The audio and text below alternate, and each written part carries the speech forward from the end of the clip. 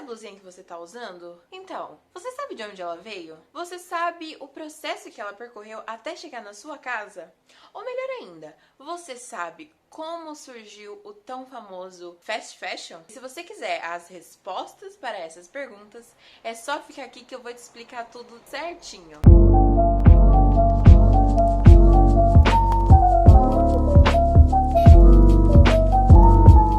Oi, meu nome é Yaisa e hoje a gente vai falar sobre o fast fashion. Hoje vamos focar na sua história e como que ele desenvolveu até chegar nos parâmetros que nós conhecemos do que é fast fashion.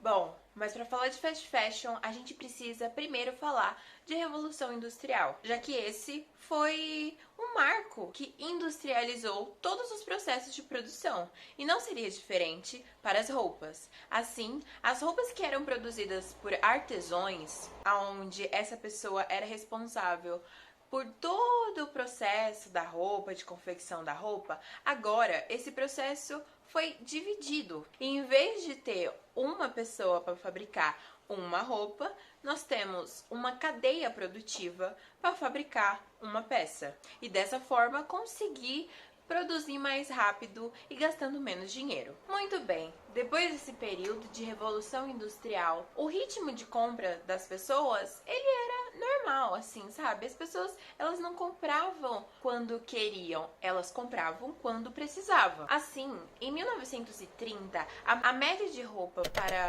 um homem americano era de 6 peças. Imagina, 6 peças. E para as mulheres, essa média chegava a 9 peças. Mas isso é pra gente ver e comparar como que era o comportamento de consumo das pessoas dessa época para as pessoas da nossa época. Nesse período dos anos 30, teve a Grande Depressão nos Estados Unidos. E assim as pessoas não consumiam mais o fashion, a alta costura, não era mais necessário. Logo em seguida veio a Segunda Guerra Mundial, e é aí que as pessoas não iam comprar mesmo, né? Porque elas tinham outras prioridades. E se você quiser saber um pouco mais sobre esse assunto, corre lá no meu Instagram, porque eu tenho 2 IGTVs contando direitinho como que foi a moda na época da Primeira e da Segunda Guerra Mundial. Nesse período de guerra, apesar de não haver muitas pessoas comprando, as mulheres, como elas tinham acabado de entrar no mercado de trabalho, elas tinham um poder aquisitivo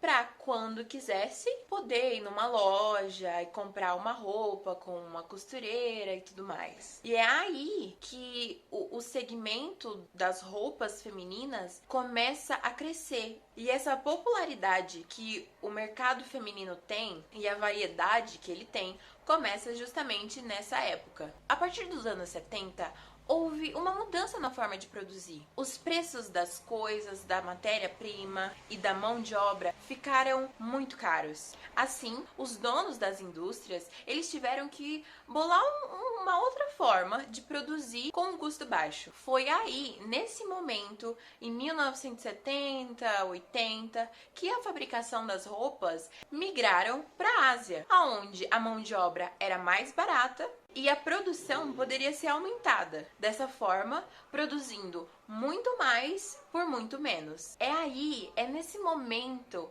que o fast fashion ele começa a nascer, porque até hoje a maioria da produção mundial de roupas é feita na Ásia, seguindo esse mesmo padrão, muitas peças por um baixo preço. Foi aí também que o valor da publicidade começou a ficar maior, mais alto, porque as marcas, as lojas, elas tinham que fazer com que os consumidores quisessem comprar, sentissem vontade. Nesse momento, as pessoas não estão mais consumindo simplesmente porque precisam. Elas começam a consumir porque querem, porque são estimuladas a comprar. É nesse momento também que a gente tem os ciclos sazonais na moda.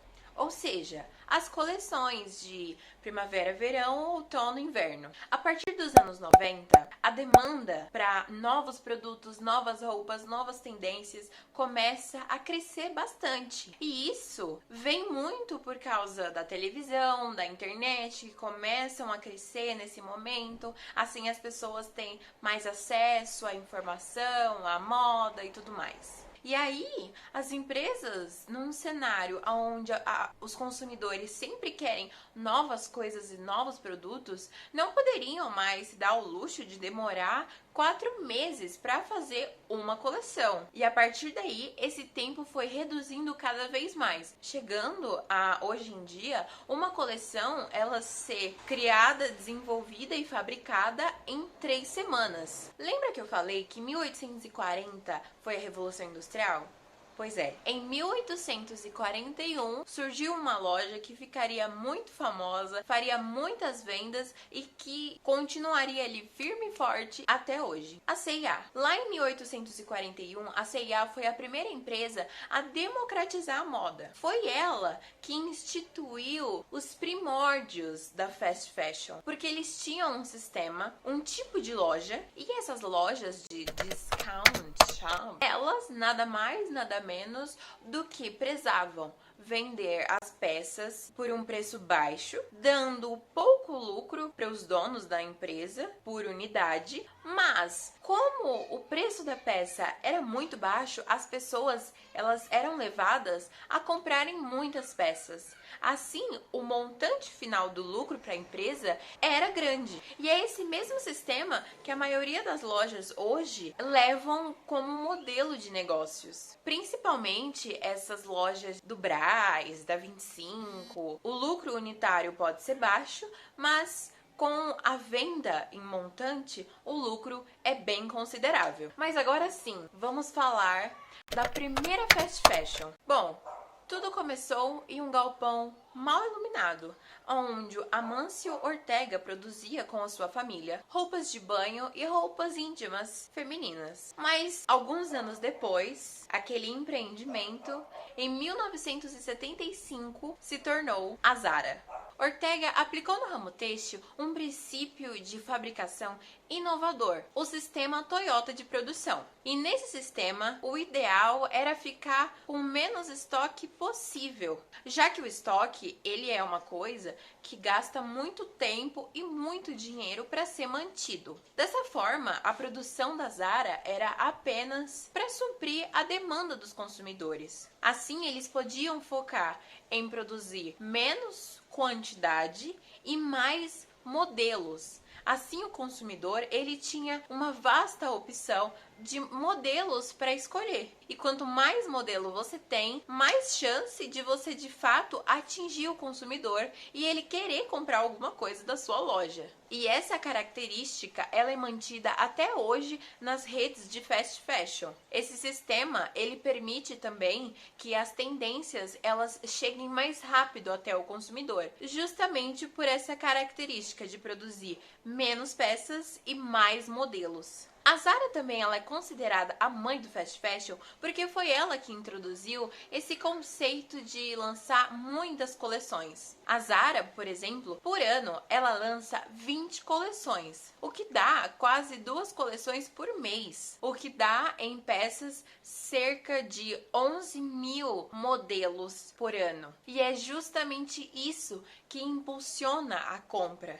E é justamente essa característica, diversos modelos, que mantém o fast fashion ativo e funcionando. Afinal, se o consumidor vai à sua loja e encontra uma roupa super bacana, ele vai querer comprar. Só que sabendo que semana que vem pode ser que não esteja lá mais aquela peça, aí que ele vai querer mais ainda comprar essa peça agora, mesmo sem pensar e sem analisar se de fato ele precisa daquela peça. Tá bom, mas assim, independente se é fast fashion, alta costura, uma roupa de um ateliê, a roupa, até chegar na sua casa, ela passa por um processo. A primeira etapa é a criação. E no fast fashion, diferente da alta costura e dos estilistas que têm a sua marca um pouco mais reduzida, esse processo criativo não é genuíno. No fast fashion, não tem tempo para esperar a inspiração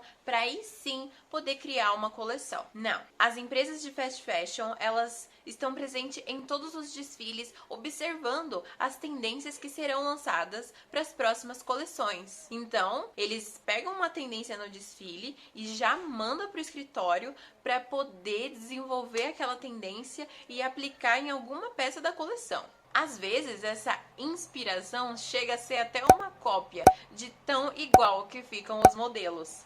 A inspiração para uma nova coleção ela pode vir de diversos lugares. Tóquio, por exemplo, é a casa das tendências e é usada como fonte de inspiração por muitas marcas. A inspiração também pode vir de influenciadores, pode vir também de pessoas famosas na internet, como Kylie Jenner, Kim Kardashian. Enfim, a criação ela pode vir de diversos lugares. Inclusive, o setor de pesquisa de tendências da Zara, por exemplo, é um setor gigante, com 700 funcionários. Todos sempre muito atentos para saber qual que é a melhor tendência, para saber qual é a tendência que o público vai mais aderir e, de fato, colocar essas tendências nas coleções. Depois da criação, vem a modelagem dessas peças. A modelagem pode ser tanto feita manualmente ou através de softwares de computador. Mas esses mecanismos, eles são um pouco mais caros. Então eles só valem a pena mesmo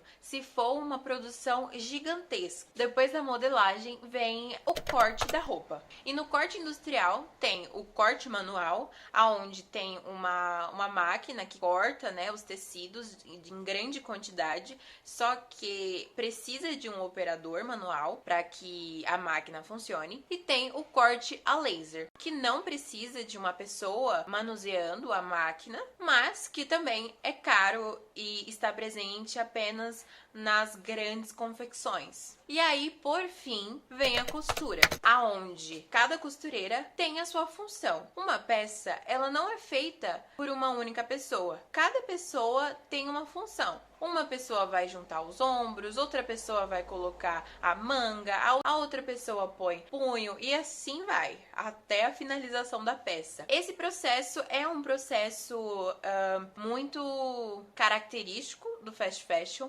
porque ele otimiza tempo. E otimizando tempo, se economiza dinheiro. E economizando dinheiro, é possível colocar um preço um pouco mais abaixo naquelas peças para que elas possam ser vendidas para mais pessoas. A nível assim mundial, a maior parte dessas confecções de roupa, elas são feitas no Vietnã, no Camboja, na Etiópia e em Bangladesh. No Brasil, esse cenário é um pouquinho diferente, já que 85% das roupas que nós consumimos, ela é feita aqui mesmo, no Brasil. E as principais regiões responsáveis pela essa produção são o Sudeste, o Sul e um pouquinho do Nordeste, com destaque em São Paulo, Paraná, Santa Catarina e no Ceará. E aí, por fim, nós temos a distribuição dessas peças, que é quando elas chegam até as lojas e aí os consumidores podem comprar. Então, nesse vídeo você aprendeu como começou essa história de fast fashion e qual foi a loja pioneira nesse ramo e como funciona a cadeia produtiva das roupas, da criação até chegar na sua casa. Então, se você gostou desse vídeo, clica no joinha aqui embaixo, aperta nesse botão vermelho que fica aqui embaixo também, porque assim você se inscreve no meu canal e você não perde nenhum vídeo que eu vou postar aqui futuramente nesse canal. Obrigada por assistir e até a próxima!